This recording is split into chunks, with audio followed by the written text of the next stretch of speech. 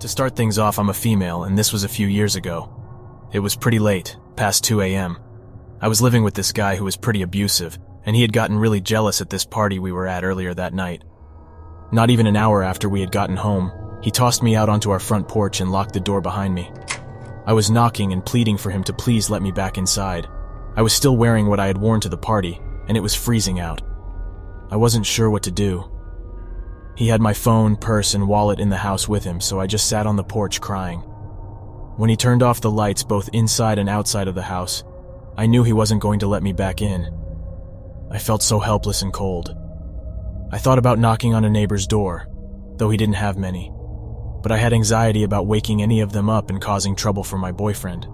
So instead, I decided I would try to walk to this gas station and motel, which was like a little less than a mile away, so I could use their phone to try to call a girlfriend of mine to see if I could sleep over with her. Ironically enough, the road I was walking on, Donner Pass Road, so the freezing cold was fitting. But anyway, a little bit into the walk, this big white pickup truck was approaching on the opposite side of the road that I was on.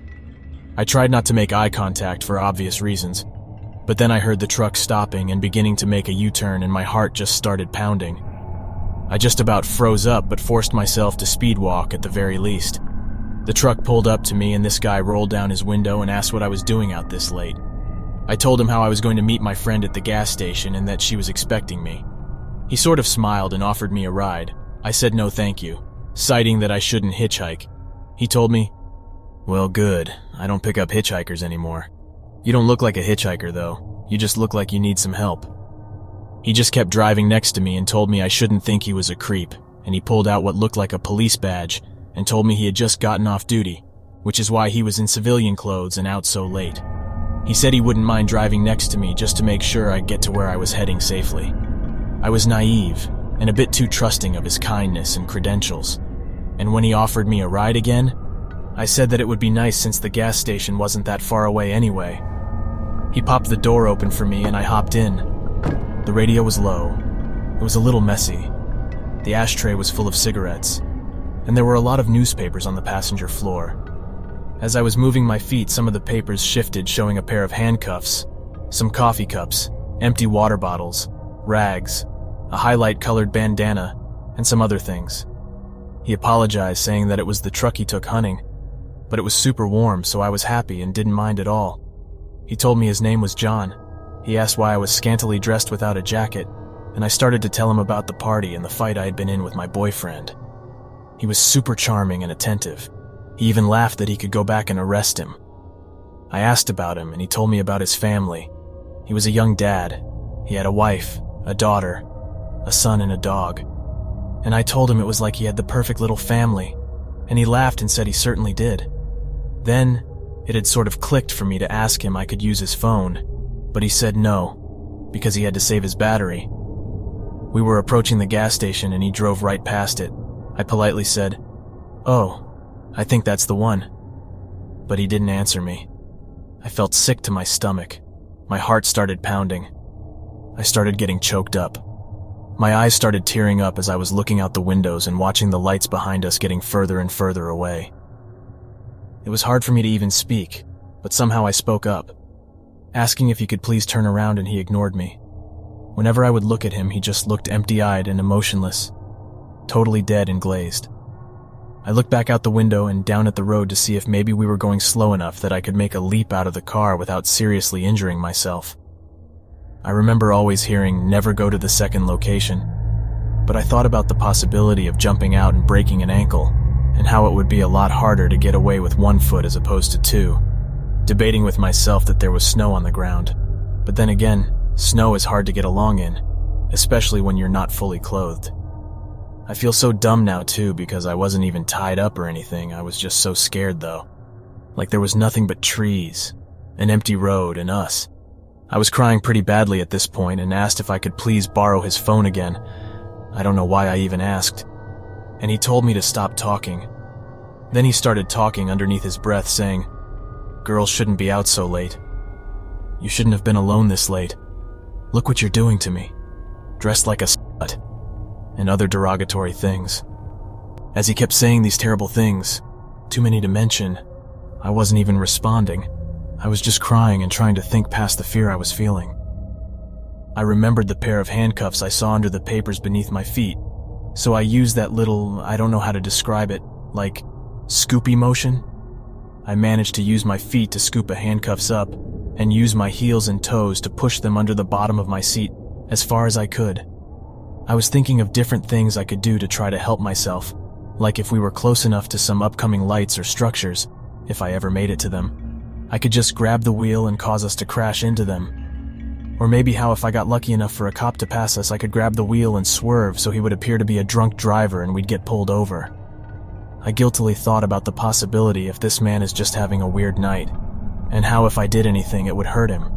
But I told myself that sort of thinking sort of got me into this mess. He pulled off road where there were still woods on both sides of us. On his side, the wooded trees were closer to the road. On mine, there was a small gap fully covered in thick, I don't know how many feet of snow, before the trees thickly picked up maybe 10, 16 yards away. He turned off the car and coldly said there was something wrong with the car and to get out with him.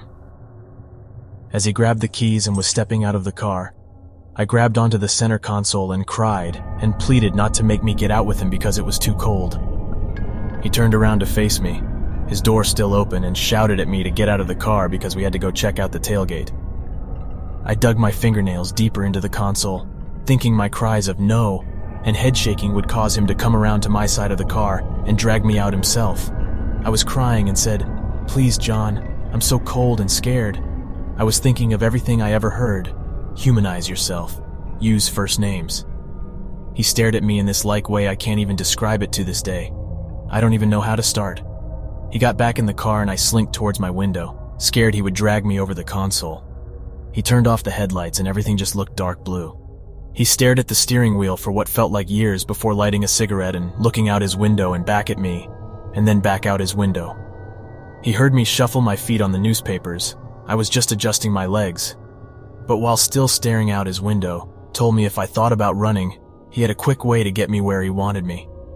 And oddly enough, I was sort of thinking of running minutes before that, but reasoned that if he wanted me out of the car, then I should definitely stay in. Otherwise he could chase me or shoot me. In case he had hunting rifles in the back, I didn't dare look. I'm glad I was right.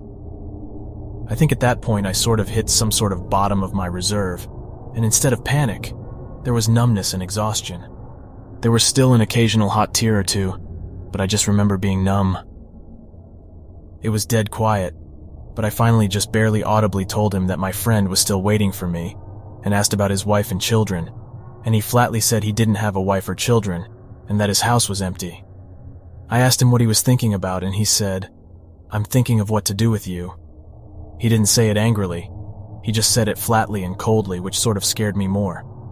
I did start getting worked back up to a cry at that point, and he told me not to cry and turned the car on, offering me some heat.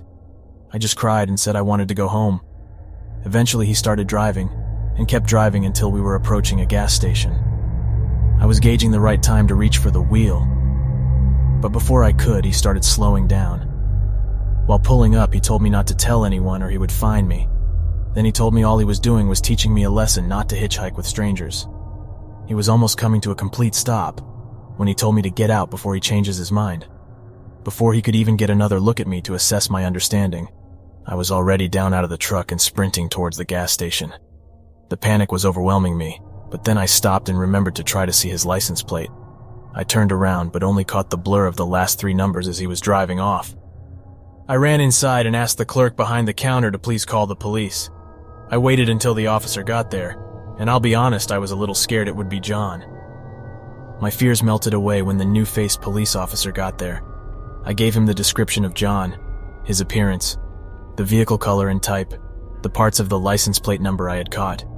The fact he said he was an off-duty cop, just basically anything I could. I asked him if he could look at the camera, and the officer disappeared in the back for a little bit, then came back out saying there was nothing on them. I asked if I would be able to look, and the officer said no, and asked me if I didn't trust him, and I told him of course I did. The officer gave me a ride to my friend's lecturing me for hitchhiking, consisting of him repeatedly asking if I knew who Ted Bundy was. Of course I knew. I was just naive to think it could never happen to me. and I was desperate for some warmth.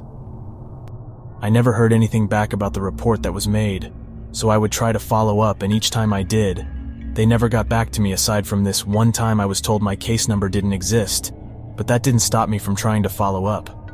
Throughout the months and years, I asked my friend, whose home I slept over at that one night, if she ever heard of any weirdness or anything since that incident had happened to her or anyone up there, and she always says no. So I sort of let it go and try to tell myself that maybe he actually was just trying to teach me a lesson or something. I mean, I definitely never hitchhiked again, so if it was a lesson, it certainly worked. I never heard anything back having to do with the case.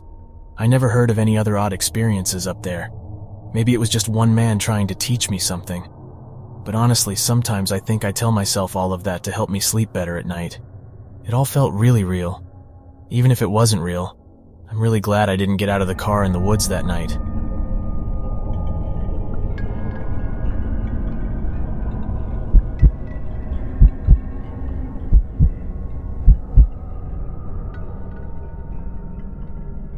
I wanted to post this to show the dangers of picking up hitchhikers, especially those you encounter in gas stations. This happened just this past weekend, somewhere between Temecula and Rainbow, California, and the whole incident took about 10 minutes. We were driving back home early afternoon from Palm Springs on what would be a 2-hour drive. Earlier that day, me and a male friend were out hiking on Mount Jacinto. I was tired, so I fell asleep on the first hour of the drive home. This happened around 2:30 p.m. when we stopped for gas. The place was well populated, and even had a Target down the road and was not far from a freeway exit. While my friend was pumping gas, this teen about age 17 or 19 came up to my friend asking for a ride, even said he'd pay. I was just waking up from my nap, so by the time I was fully awake, I saw this teen already outside my passenger side door, and my friend agreed to give the kid a lift. I gave my friend the silent, "What the heck dude" look as they both got in the car, but kept quiet as not to stir anything. I wasn't able to get a good look at this teen, but from my observation he was a white kid, dark brown or black hair, possibly aged between 17 or 19, 21 being the oldest. He wore all black, a beanie, had a backpack, and an older model LG phone. He smelled strongly of weed and some other musk. He looked like an emo kid to me.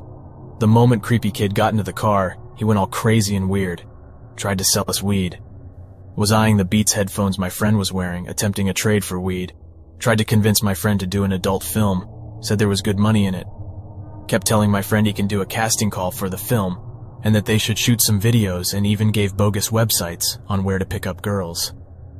He spoke like a gangster wannabe, and to be honest, I barely understood what he was saying. He also tried to ask for money, which means he lied about having money for a ride the first place.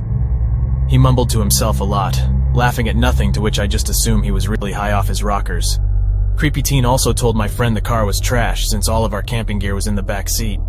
His mood would jump from super excited to super quiet. I was quiet to near silent this whole time and obviously scared. What I did not know that he could see my facial expressions, which was mostly me about to cry, from the passenger side view mirror. The kid noticed this and asked me in a serious tone, "Why are you acting weird?" and went really quiet from that point. My friend tried to distract him a lot with small talk, while I scanned the road for a possible escape plan.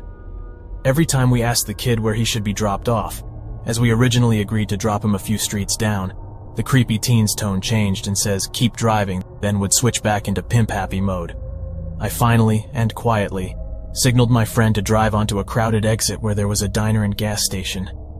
At least there would be witnesses in case this goes south. Thank heavens for rush hour traffic. We lied and told him we needed to go to the store since creepy teen noticed we exited. Then once we parked, we told him nicely and calmly that he needs to go. It took a while to convince him to get out. Clearly, creepy kid didn't like me. I was scared out of my mind. My friend's car was also this old clunker stick shift. It tends to die or sputter and the gears sometimes get stuck. So it took us a good 15 seconds to back out the parking lot. The creepy teen gave me a long stare down. I can tell he was pissed at me, though he seems to have liked my friend. By the time we pulled out, I can see he was calling someone on his phone. After we left and drove back to the freeway, that's when I broke down and asked my friend why the hell he did such a stupid, reckless thing, as he was the most paranoid person I know when it comes to strangers. He told me that the teen originally approached him saying his mom forgot to pick him up, and he just needs a ride a few blocks down, and was close to tears too. He spoke normal, although desperate. When my friend said no, the teen motioned that he will ask for my permission and went straight for me. I was still napping. This creep was determined to get into our car. My friend panicked and felt cornered as the creepy teen was about to go to my side of the car, so he decided to play along and do what the kid wants. My friend doesn't do well with confrontations, and at his panicked state made a huge mistake. He at least admitted he messed up big time. I pointed out the kid could have easily lured us somewhere we could have been jumped or gotten us carjacked. And we are very lucky. Hopefully the kid was only a high and crazy runaway rather than a criminal. This is a harsh lesson for my friend about the dangers of picking up hitchhikers on the road. I also told my friend if the kid had money and a working cell, he could have just taken the bus or called anyone for a ride from the gas station. Later that night, I spoke to my cousin who is familiar with the area. He told me how that place has a huge homelessness problem. Since the kid had a working mobile phone, it's possible he was luring us to his accomplices to get jumped or carjacked. I guess we really were lucky.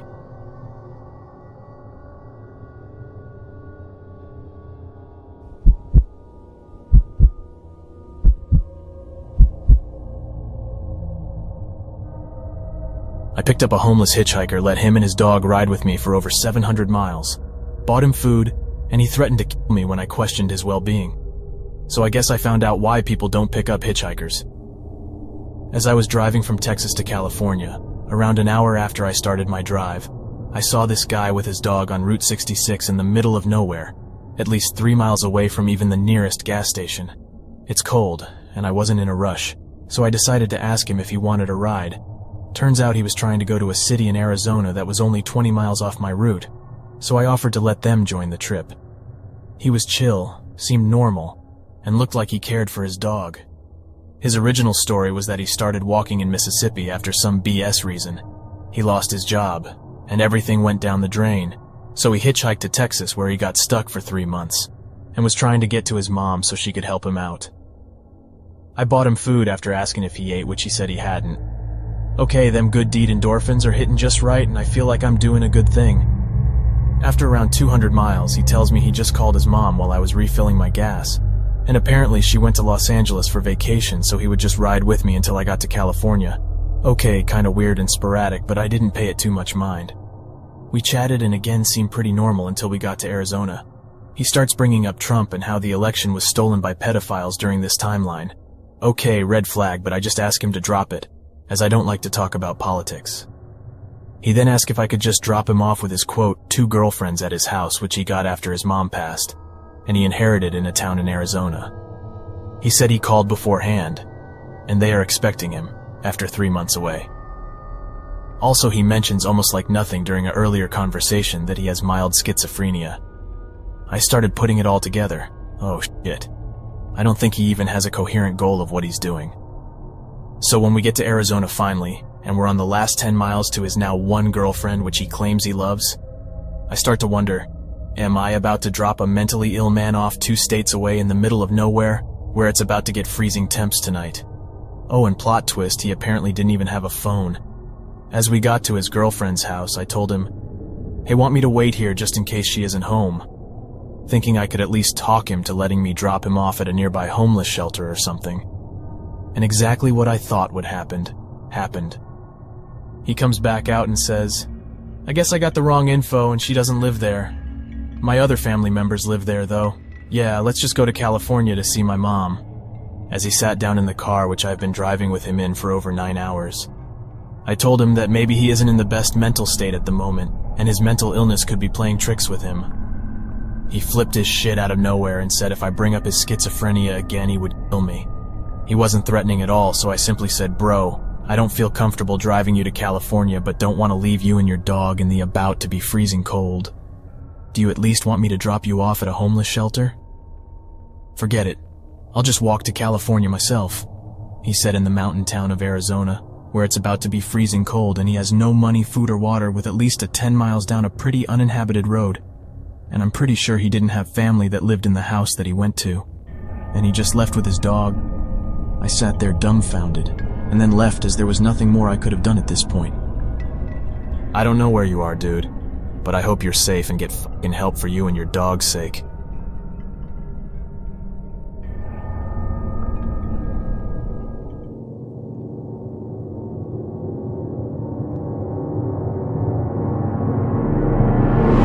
Don't skip this.